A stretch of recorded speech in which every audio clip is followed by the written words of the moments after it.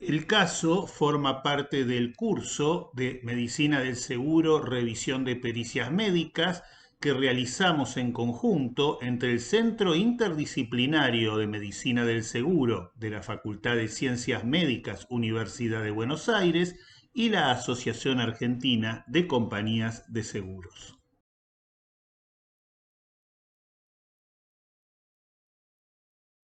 Hablamos de trabajo transdisciplinario y de herramientas para resolver este caso ficticio de un tornero. ¿Cuáles son estas herramientas? En el caso les voy a hacer algunos comentarios como médico, otros como abogado y algunos desde la experiencia en el área de siniestros de una compañía de seguros. La resolución en este caso implica un trabajo transdisciplinario, es decir, como profesionales T que tienen habilidades y saberes compartidos en la parte superior horizontal de la T donde interactúan y no con el modelo tradicional de profesionales Y que generan multidisciplina con escaso contacto, solo las puntas de las Y y por ende menos inteligencia colectiva.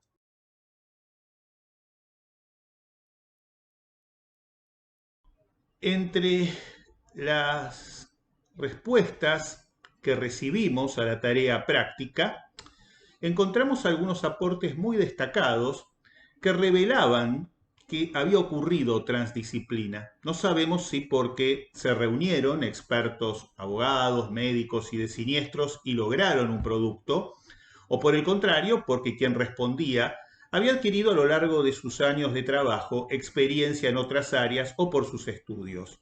Lo cierto es que el resultado allí estaba presente. Inclusive se dio algo más, una transdisciplina entre ustedes y nosotros. Apareció alguien de los alumnos que nos hizo un aporte interesante que no habíamos pensado. Nos dice, pero este tornero es supervisor. Y cabía entonces preguntar algo que no habíamos pensado inicialmente, que era que si uno miraba el historial de este tornero, no tenía tantos años en la empresa y había sido tornero en otras empresas. Cabía entonces averiguar y ofrecer como prueba si esto era pertinente, si es que este señor se había desempeñado únicamente como supervisor y jamás había tenido en mano un torno. Recuerden que aquí el objetivo no era simplemente escribir una impugnación, sino lograr una impugnación eficiente. Entonces, aquí nos encontramos con algunos errores bastante usuales cuando uno lee impugnaciones de pericias médicas. Una es la excesiva longitud de exposiciones que no dicen gran cosa, transcriben cuestiones médicas muy largas y que por otro lado muchas veces son incomprensibles para el juez. Es decir, debíamos llegar con la redacción a explicar con claridad algo que el juez pudiera comprender. A veces el cerebro nos hace trampas y es así como brillantes profesionales cometieron el error de entrar a impugnar una pericia psicológica sin haber observado algo en el caso, que era que no se había demandado incapacidad psicológica, por una parte, y segundo, que la misma respondía a un hecho distinto, una caída, que el accidente, la enfermedad accidente de posición antiergonómica que se demandaba. ¿Por qué ocurrió esto? ¿Por qué gente que es realmente muy idónea cae en este error? Por fenómenos de hindsight bias. Al leer pericias tendemos a creer que lo que se nos está diciendo efectivamente ocurrió. Nuestro cerebro nos hace trampa. Lo que vimos fue una demanda por enfermedad profesional por esfuerzos antiergonómicos de un hombre que trabaja con sus brazos, especialmente con el diestro, con el brazo derecho. Eso es lo que está escrito en los hechos de la demanda. Habla por un lado de problemas de hombro y luego de cuadro de túnel carpiano que la propia pericia después encuentra con que era preexistente al ingreso a esta labor en este empleador, con lo cual solo toma el hecho del hombro. Pero aquí aparece algo muy llamativo. Además de tener la lógica artrosis por tener 62 años, bien el esfuerzo, el antiergonómico, puede producir la incapacidad. Pero es lógico que el daño sea simétrico entre el hombro derecho, que es el que se esfuerza, y el hombro izquierdo, que totalmente tiene una función secundaria por el ser el actor diestro y el torno ser manejado con el miembro superior derecho. Esto es lo que había que impugnar más allá de la artrosis por edad. Resolvamos ahora la problemática que surge de la incapacidad psicológica. En la misma, simplemente querría mostrarles dos o tres elementos. Fíjense el primero. La incapacidad psicológica no había sido reclamada en la demanda, tampoco había sido ofrecida prueba respecto a la misma. Por ende, no era un hecho controvertido.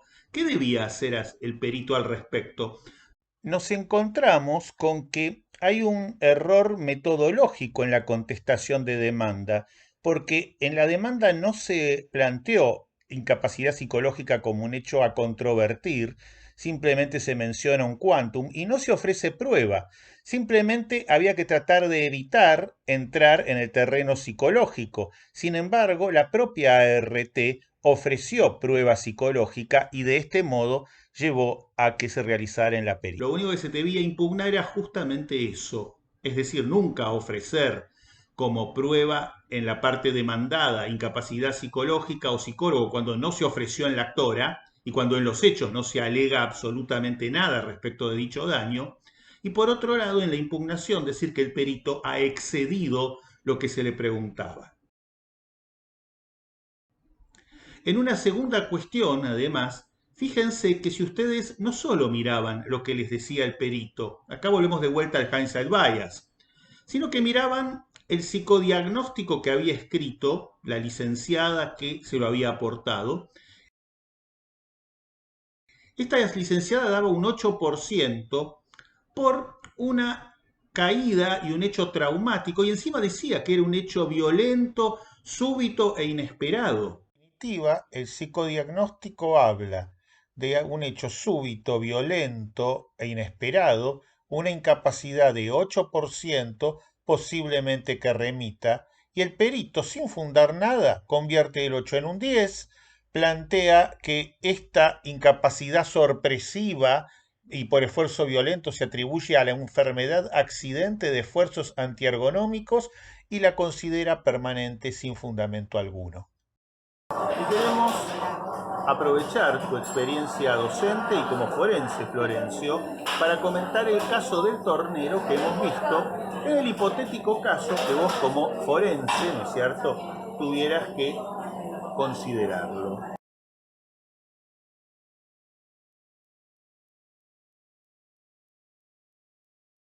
¿Qué valor ustedes le darían a eso si es que tendrías que vos opinar como forense? Bueno, después de haberme puesto al tanto de este caso en particular, teniendo en cuenta las tareas que viene realizando y que venía realizando el tornero, es casi imposible que una persona tenga incapacidades simétricas, incapacidades, yo le diría hasta similares, en ambos hombros, cuando la tarea es en general unilateral o está a predominio de un miembro. Normalmente, cuando hay esta asimetría en las lesiones, obedece a factores genéticos, personales, familiares, hereditarios, hormonales y no vinculados al hecho traumático puntual o a una tarea laboral que viene cumpliendo este agente. Esto se ve con claridad habitualmente. Existe una franca asimetría entre los miembros que cumplen con la tarea laboral y el miembro que está en un segundo plano en la tarea laboral.